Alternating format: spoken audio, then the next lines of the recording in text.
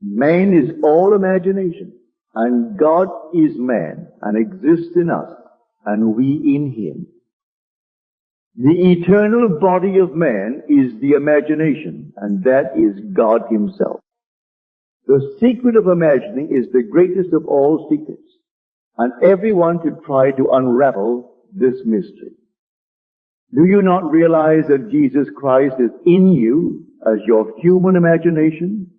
Test yourself and see. You do not test another. Test yourself.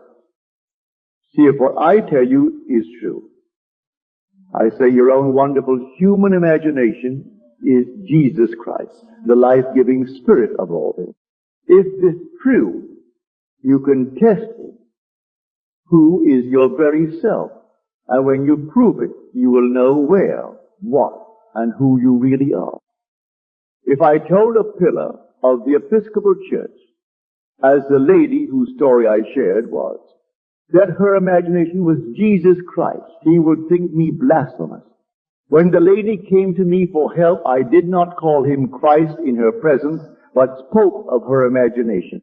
She could use that and still have her little icon. She could assume her apartment in New York City was rented, but she could not believe that the being who made the mental transfer was Christ. Yet we are told that all things were made by him, and without him was not anything made that is made. She mentally moved, and in less than 24 hours, the move was physically accomplished. Now, if all things are made by Christ, and she knows exactly what she did, didn't she discover him? No, she didn't. She calls Christ her imagination, but separates her imagination from the maker of worldly things. Although she knows she brought about the rental of her apartment by her imaginal act, she still cannot bring herself to believe that her imaginal act was God in action. Raised to believe Jesus Christ was someone on the outside, he still worships a man based upon an artist's concept of him. But when you discover who Jesus Christ really is, you will know him as your very self. It does not yet appear what we should be, but we know that when he appears, we shall know him, for we shall be like him. When Scripture unfolds from within you, you will know that you and Christ are one. God became not a man, but humanity, that humanity may become God. In giving us himself, God gave us the talent to use wisely or unwisely. I ask no more than the right and the liberty to exercise this talent. In this world, a man can exercise his talent, be it that of an artist, a musician, a writer, or a poet. But he must conform to the ideology of the country and the time in which he lives.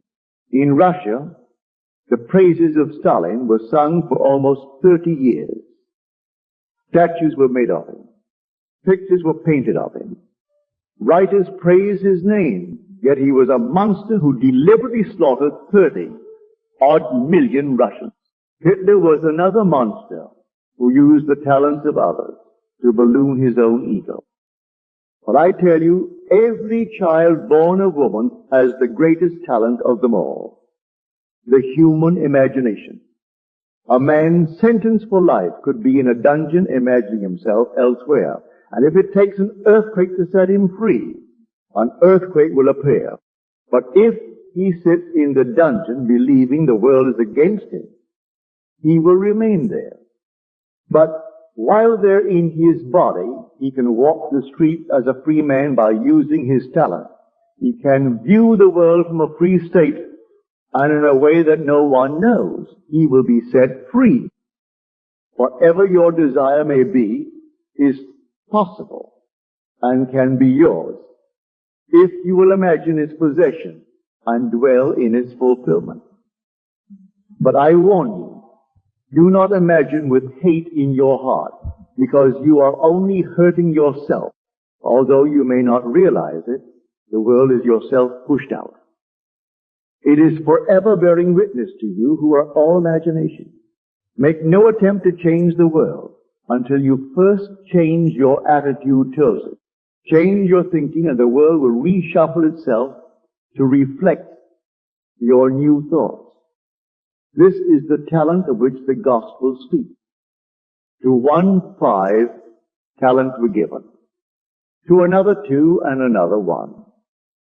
Then came the day of accounting, and all those who had expended their talents were invited to enter into the joy of their master.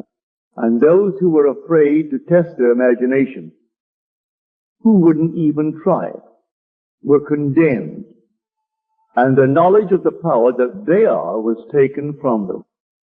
The talent is God's gift to you. It is entrusted to you for your use. Use your talent tonight by sleeping in the assumption that you are now, not tomorrow, but now, the person you would like to be. In the morning, persist in your assumption by allowing the world to see you as they would have to see you, were you now the one you would like to be. Although your reason and senses deny your assumption, if you persist, your desire will harden into fact. Let the world turn their back upon this law. That is perfectly all right, but you go your way using your talent. And when you least expect it, all that is said in Scripture concerning Jesus Christ will be yours to experience in the first person, singular, present tense. Then you will know beyond all doubt who Jesus Christ really is.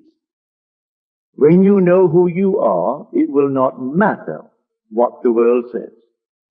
Let the billion Christians and the 2 billion non-Christians go their way.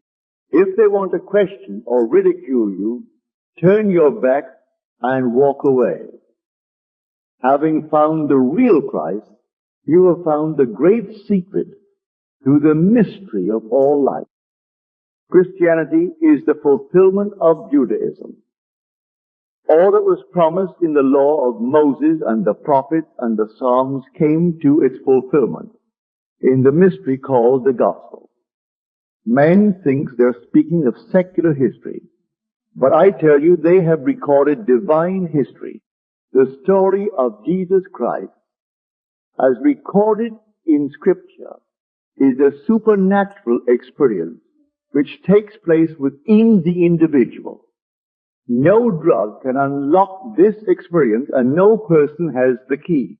It is grace, grace, and more grace for the talent, which is God's gift of Himself to the individual, will awaken, and the individual will know that I am He.